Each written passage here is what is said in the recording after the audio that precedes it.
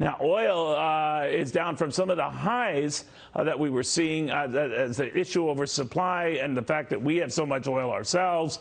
We're an independent oil exporter, the world's largest exporter of oil, so maybe we could weather all of this. Power of the Future Executive Director Daniel Turner says the U.S. can withstand things even if it gets to the point of an attack and global oil supplies are threatened.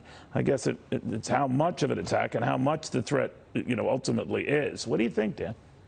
I agree with you. I mean, we are prepared for the future. And look, we don't know what tomorrow is going to bring with Iran. We pray for peace. We pray that there's nothing bad for our country.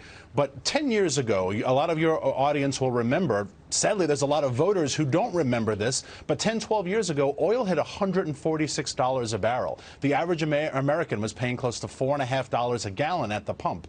That didn't happen this time. Yesterday, you used the phrase a few times, a muted response to this. And I love that phrase because, at least in the oil markets, it was a muted response. What's the difference? 12 years ago, we produced 5 million barrels of oil a day. Now we produce close to 13 in America. That difference makes us safe. It makes us energy independent, energy dominant, as President Trump calls it, and it puts us in a tremendous position of leverage. Dan, I always wonder, though, in that scenario, that it might be good for us, but for much of the world that gets its oil off of those ships that pass through the Strait of Hormuz, and threats on the part of the Iranians to sort of bomb that and make that impassable. It's been a while since they went that route, but then what? You're absolutely right. If something like that were to happen, there's no doubt there'd be a change in oil prices, and oil prices could escalate dramatically. But in America, it will not affect our supply. If I were one of the European countries or countries like China or India that get a lot of its oil from Iran, supply issues are a real concern. So, of course, we don't want to see the price of oil go up. We want to protect the oil industry as a whole because it undergirds our economy.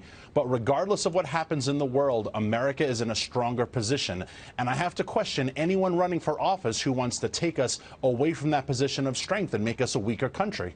If they were to do that, they're rating something crazy, and they've done crazy things in the past, despite common sense that would tell them it's dangerous. What do you think happens?